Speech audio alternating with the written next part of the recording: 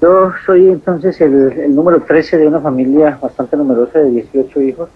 Nací en Pensilvania, Caldas, un pueblo que fue fundado en 1866.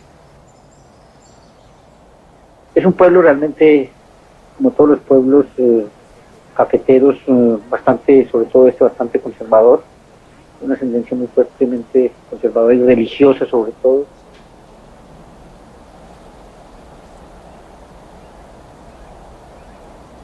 Todos los domingos era armar una piscina al frente de la casa, hacer camping, irnos a comer el helado.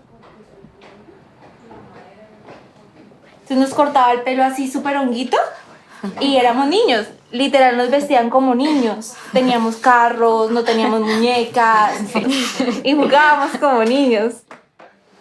Hacíamos paseo de olla. A mi papá le encantaba llevarnos al río, que él creía que era algo mucho más natural.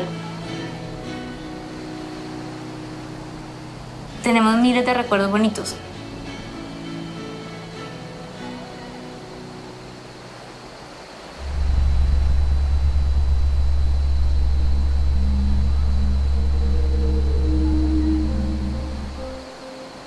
Eran los domingos, nos ponían la ropa deportiva adecuada para irnos a caminar.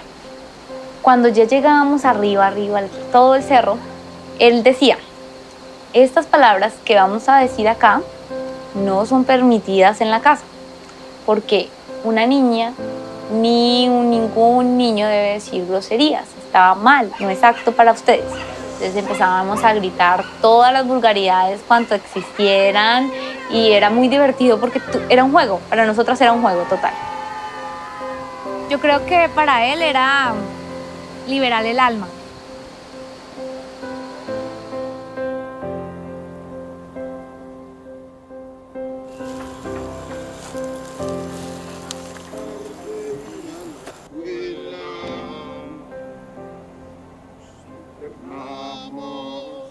A coger unos limones y una vieja que nos vio. Bueno, el chocolate. Bueno, yo quiero contar que su madre. Mamá. Abuelita.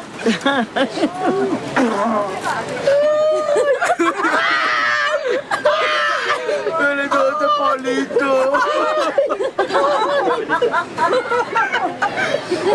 Un titito calavito. ¿Qué contiene ese palito?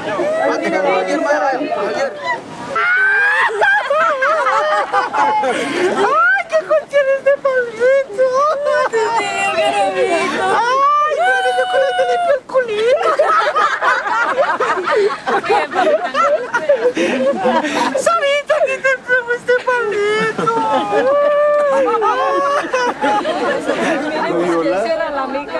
Mi Viola, Dios fue atrás haciendo mímica. Sí.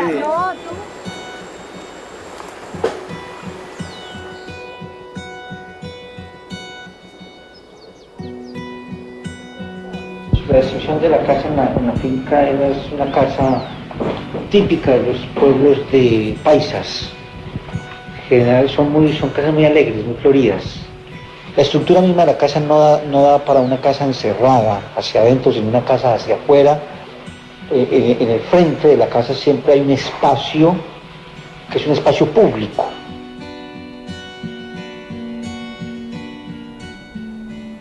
Mi mamá siempre me mandaba a mí a estar detrás de mi papá en las concentraciones políticas porque era un hombre bastante avesado y furioso, digámoslo así, y sentía con mucha pasión. Entonces siempre se emborrachaba, se tomaba sus tragos, entonces me tocaba estar siempre con él.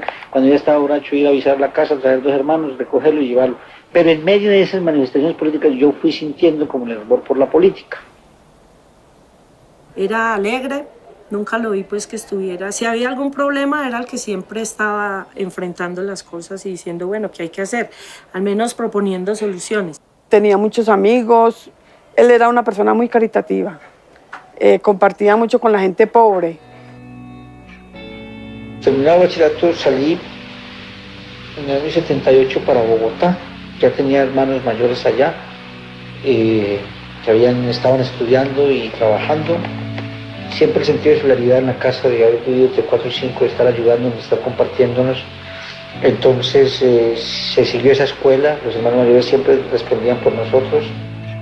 Vivimos ahí en Normandía, en un apartamento donde compartíamos pues, la época universitaria en la Universidad Autónoma. Él estudiaba Derecho, era pues ahí muy amigo de todos de Pardo Leal, de esa época, eran como los camaradas ahí del hombre, entonces pues éramos muy amigos, muy allegados. Cuando yo ya lo conocí, pues él ya tenía cierto historial dentro de la militancia de la Juventud Comunista. Después ya cuando vino que terminamos la universidad, que digamos cada uno trata de buscar su propio norte, pero siempre dentro de la lucha, a mí me designaron para irme para San José del Guaviare como personero municipal.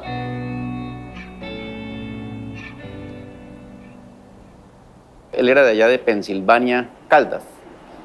Y él al llegar allá, pues igualmente se destacó como dirigente político. Ya para ese año 1986, 87 ya había nacido la Unión Patriótica, que se había dado a raíz de los acuerdos de Belisario Betancur del año 84-85 en la Uribe con las FARC. Él convencía, era una persona que convencía con su presencia, pero también con su claridad en cuanto exponía sus ideas. Siempre fue un destacado también dirigente en el Partido Comunista, en la Juventud Comunista en esa época, posteriormente Partido Comunista y desde luego la Unión Patriótica. Llegué en el inicio del 86 a Pensilvania, abrí la oficina, pero a la vez pues yo tenía mi compromiso ya definido en mi militancia política de izquierda. Entonces, con unos amigos que tenía allá, empezamos a organizar un núcleo de una junta patriótica del pueblo, un pueblo bastante conservador. Y mi papá y otros 4 más dirigentes conservadores, los hijos de ellos 4 todos salimos de izquierda. Poco a poco armamos un grupo cultural que lo llamamos el Ventorrillo. Era un sitio de encuentro donde hacíamos lecturas de novelas, de poesía. Teníamos un profesor que dirigió muchos años el teatro de los estudiantes en el colegio y que escribía libros, entonces discutíamos. Ventorrillo era un sitio sin ánimo de lucro. Los aportes económicos en Ventorrillo no interesaban. En Ventorrillo interesaba mucho era el aporte cultural, el aporte artístico. Una época hermosa, romántica, yo pienso que la época bonita de Pensilvania, pero muy dura también. Interesaba era el que llegara a aportar en el crecimiento del desarrollo cultural del municipio y que llegara a transmitir cualquiera de sus sabidurías, ya fueran cualquiera uno de los oficios que tuviera. La temática de nosotros siempre era esas inquietudes de cambio, las inquietudes de que esto fuera otro país, un país más justo, un país que realmente le brindara a la gente el bienestar que le niega la clase política tradicional. El concepto era que la gente pensara diferente. Cuando Josué llega a Pensilvania, pues encuentra el Ventorrillo y allí, ese fue el asiento de Josué. Josué llegó allí tertuliamos, allí conocimos sus inquietudes. Josué sintió que Ventorrillo era el sitio donde él podría desarrollar todos sus ideales y compartir sus ideales. Él vino a trabajar aquí no como juez, sino como abogado, a defender pues, a aquellos que no tenían defensores. En Pensilvania no fue ajeno a ese proceso de violencia y de exterminio de la Unión Patriótica, y en todos los rincones de este país quisieron buscar a los defensores de los derechos humanos. Pues aquí llegaron Escuadrón de la Muerte. Por algún lado llegó la información que en Pensilvania se estaba gestando la revolución y ahí llegaron por Josué. Pues estaban mirando cómo minaban prácticamente la moral de los militantes.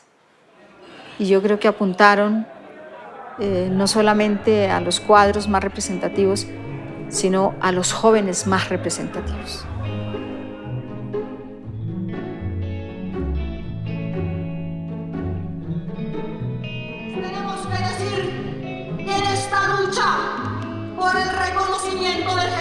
juicio político contra un partido político en el que están incluidos más de 2.500 trabajadores en todo el país, donde está el pueblo que quisieron callar, continúa con todo su vigor, con toda su esperanza, con todo su trabajo, haciendo sentir a nivel internacional y nacional que en esta patria los que la han dirigido están comprometidos con la muerte de miles y miles de colombianos.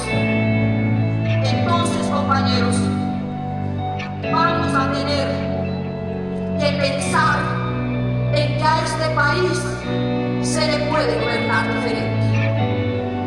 Que lo primero que tenemos que hacer es aplicar la tolerancia.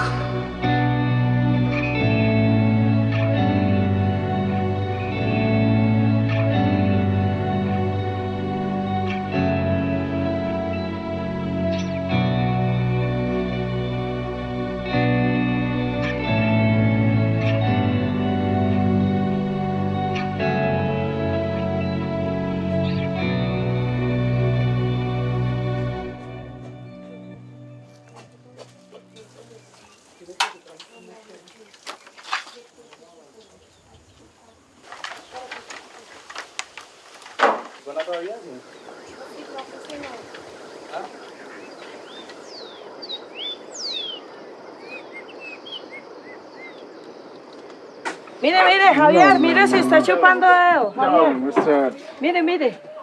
Vea, Javier chupando dedo. Comiendo moco. Y pateavier. Ah, no, era dedos y no mocos, cochino.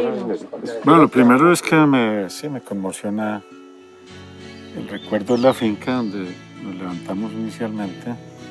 Es conmovedor, recordatorio de lo que fue mi hermano, sobre todo en la faceta humana, porque con eso pues estamos recordando que fue un hombre. Lola, ¿cuál es Lola? Uriel Guillermo. No, José, Oliva. ¿cierto? Estela es esta, ¿cierto? Y esta es Orfita. Esta es Estela y esta es Orfita. No, esta es Oliola. Oliva. No, la Oliviola es la del bolso, la Oliviola es esta. Porque la foto la tenemos. Empezaron a llegarme razones de campesinos, y uno otro, mire, que por ahí están diciendo, que tal, que en San Daniel, sobre todo, esa zona de San Daniel, como yo tenía muchos familiares por allá en San Juan, que estaba cerca, me llegaba mucha noticia, era de que en San Daniel andaban diciendo que yo era jefe de la guerrilla, que estaba matando a estos paramilitares. Y entonces empezó la situación complicada, preocupante, y finalmente sí, ya yo supe que se había organizado un plan para matarme. Yo lo supe con mucha anticipación, con mucho tiempo, varios me avisaron, incluso 8 días antes de que me hicieran el atentado, 2 de los que participaron en el atentado fueron a buscarme para decirme que me iban a matar, no que eran ellos, sino que ellos sabían que me iban a matar. Incluso me ofrecieron que si les daba plata Este ha sido un medio tradicionalista, y observar aquí una militancia izquierda más o menos acentuada o masificada era una cosa un poco bien difícil. Siempre nos estuvo muy al tanto de las cosas, de la situación como iba por allá. Sufríamos mucho con eso, pero él era indeclinable. Con él no se podía hablar porque él... No, a mí no me hablen de dejar esto. Esta lucha yo la llevo hasta el final. Yo no puedo claudicar, yo no puedo dejar a mis amigos, no puedo dejar a mis campesinos, a mi gente. Ellos son para mí la razón de ser, la razón de mi lucha, de mi trabajo. Yo no los puedo dejar. Nunca, yo de 1000 maneras le hablé. En nombre de mi papá, en nombre de mi mamá, en nombre de mis hermanos. Él me dijo, Milvita, es inútil. Yo la quiero mucho a usted, pero es inútil que yo vaya a declinar. Yo no puedo. Yo tengo un compromiso, y es un compromiso que es más fuerte que todo. Yo no puedo, y yo moriré por esta causa. Y eso todos lo sabíamos. Y me sentí transportado en el aire volando. Bueno, el primer impacto que fue por la espalda atrás. La reacción inmediata mía fue que cuando yo sentí eso, entonces mi reacción inmediatamente fue agacharme y cubrirme con la rona que tenía en la cabeza. El primer tiro yo en el momento en que entra yo me agacho, y cuando yo me agacho la bala que va entrando ya a 1 centímetro del corazón, al hacer la acción de agacharme con mi cuerpo, la bala se mete hacia arriba, rompe el pulmón, sube y se me atraviesa aquí en la parte de aquí de la clavícula izquierda, ahí todavía la tengo. Ese episodio terminó esa noche, pero era posible que regresaran al hospital por la noche, claro, porque estaban en la idea de rematarlo. Estábamos allá acompañándolo y sabíamos que había que sacarlo de aquí como fuera. Mi papá inclusive estuvo tramitando a ver cómo podía sacarlo en un helicóptero, pero fue imposible. Entonces yo fui esa noche, sí, por ahí había una mecha vieja de revólver, ¿no? Y con eso había que cuidarlo porque no había policía. Si la policía estaba implicada en el crimen, Imagínense, ellos pues allá. no podíamos llamar a la policía, ¿no? Pudimos sacarlo de acá del municipio hacia Bogotá, que fue donde ya después pues siguió el otro proceso. Una vez recuperado, él viajó a la Unión Soviética a terminar su procedimiento de restauración física. A él se le daba esa oportunidad porque era un hombre muy inteligente, que además podía ir a hacer hasta una carrera. El partido hizo todo por evitar que la gente muriera, todo. Pero la gente mucha no resistió vivir en el extranjero. Él regresó y siguió pues en su trabajo, ¿no? Básicamente lo del atentado en Pensilvania confirma una cosa para mí, ¿no? Y para todos. Las convicciones de Josué fueron siempre inflexibles. Él había podido renunciar a la Unión Patriótica, había podido retirarse, había podido irse del país incluso. No lo hizo. Y nosotros no queríamos que él fuera al Meta, porque conocíamos su compromiso y su manera de trabajar con la gente en los barrios, con los jóvenes, y creíamos que representaba un gran peligro.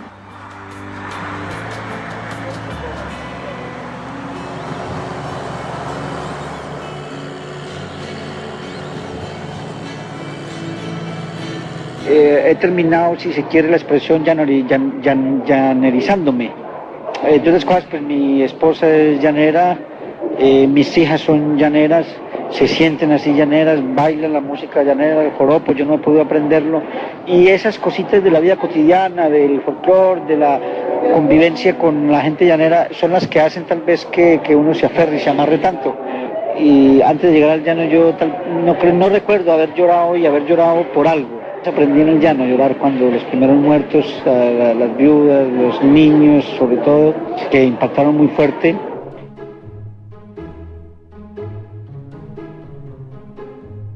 Desde el momento mismo en que Josué regresa, ya está caminando el genocidio de la Unión Patriótica, ¿no?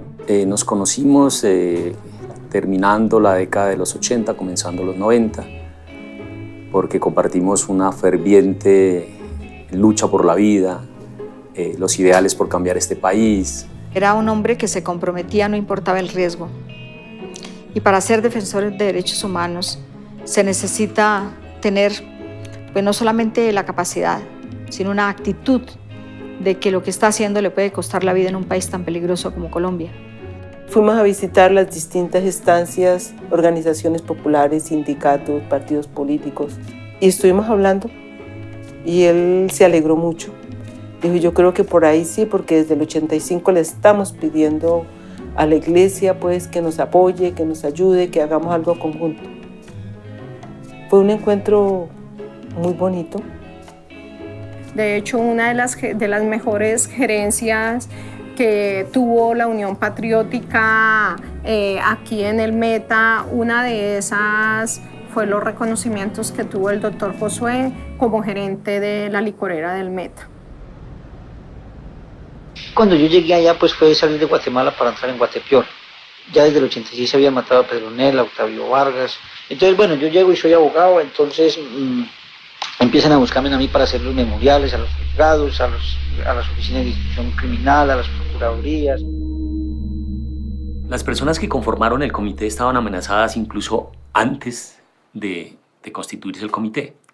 De hecho, es como fruto de toda esta agresión contra el movimiento social en los últimos años de los 80 que todos estos movimientos se ponen de acuerdo para conformar el comité como un mecanismo de defensa de la vida y de los derechos humanos. La avalancha, digamos, de asesinatos, de persecuciones, es muy grande. Y por eso se hace necesario un organismo de derechos humanos allí en el Meta, para recoger todas las denuncias y poderlas procesar. Se echaba sobre sus hombros esa responsabilidad de tomar los casos, pero además es que él era el abogado. Muchos procesos llevaba, asesinatos por paramilitares, bombardeos indiscriminados por el ejército, desapariciones forzadas, desplazamientos.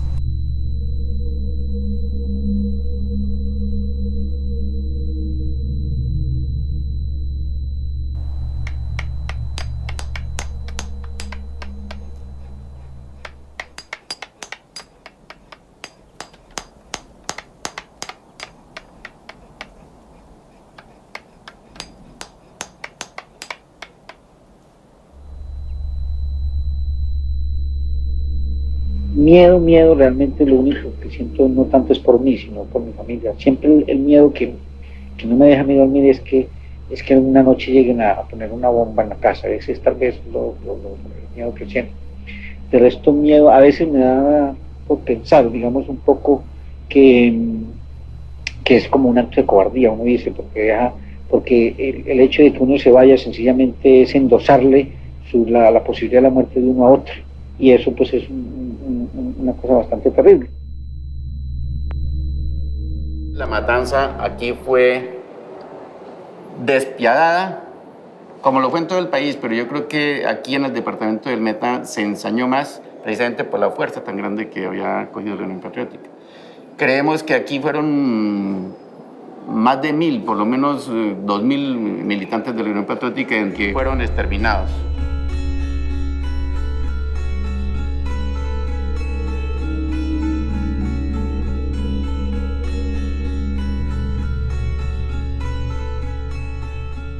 Lo asesinaron un domingo del 13 de octubre de 1996 en su casa en Villavicencio, delante de sus 2 pequeñas hijas, mientras lo acompañaba un abogado norteamericano. Él estaba al frente de su casa, o sea, cómo llegar esa violencia a lo más sagrado que era la familia, que era su casa, donde supuestamente ahí iba su descanso, ¿no? El comité, después de que matan a Josué Giraldo, prácticamente termina su labor ahí. Solamente 2, 3 sobrevivientes continúan haciendo algún trabajo.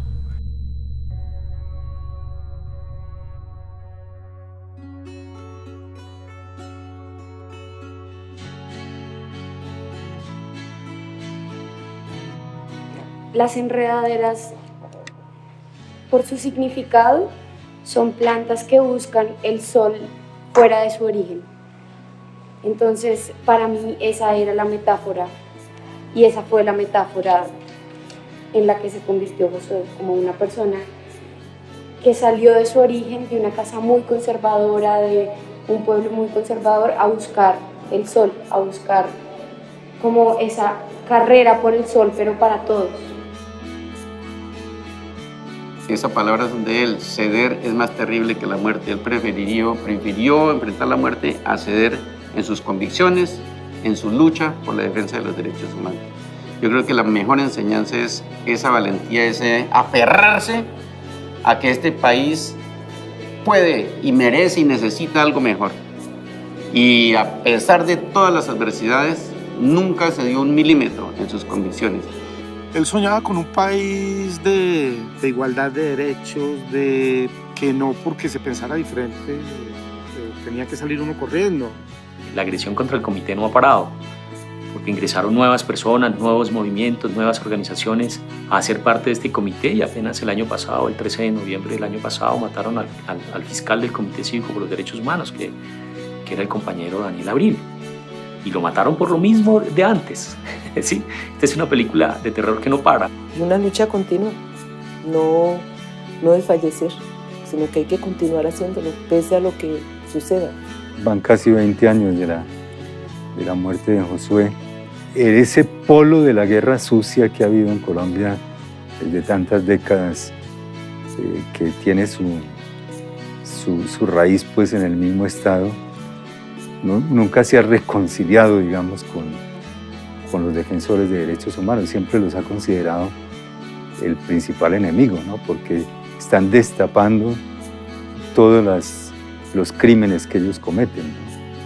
No hemos salido de esa situación todavía, a pesar de todo lo que ha pasado, a pesar de los diálogos de paz, a pesar de todo, seguimos en la misma situación.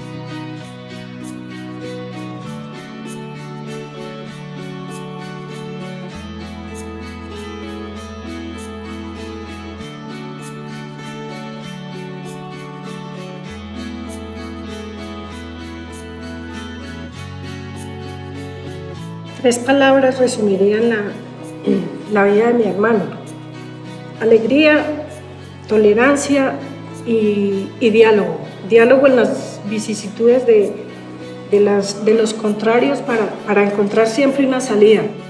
Un primer detalle que lo dice todo acerca de Josué: el evento en el que le obsequió sus zapatos a un hombre que vino a su consultorio, pobre, muy necesitado, regaló sus zapatos y él volvió a su casa de limpio.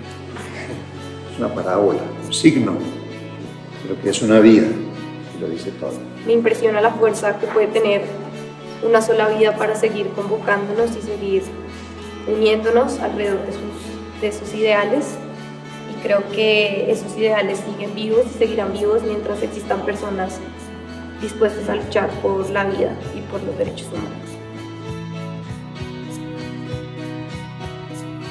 Yo personalmente un orgullo gigante, porque es un hombre que dejó huella. Tú vienes al mundo a hacer eso, a dejar huella, a decir, no solamente por ser protagonista, sino simplemente por decir, acá estoy y luché por algo, hice algo en mi vida. Nos enseñó a que todos los seres humanos debemos tener inmersos en nuestro corazón y en nuestra mente y en nuestra alma a un defensor de derechos humanos. Yo creo que dejó un legado gigante, y más que a nosotras como familia nos orgullece, yo creo que a todos los seres humanos debe enorgullecernos que personas así existan en el mundo, que a pesar de que son asesinadas, a pesar de que son desaparecidas, no mueren, mueren en vida, mueren en cuerpo, pero sus actos, sus obras, su legado está vivo. Porque así sigan matando y maten a miles de personas, van a haber otras y otras y otras y otras. Y esas otras van cada día a demostrarle a la sociedad que cada persona debe tener en su corazón a un defensor.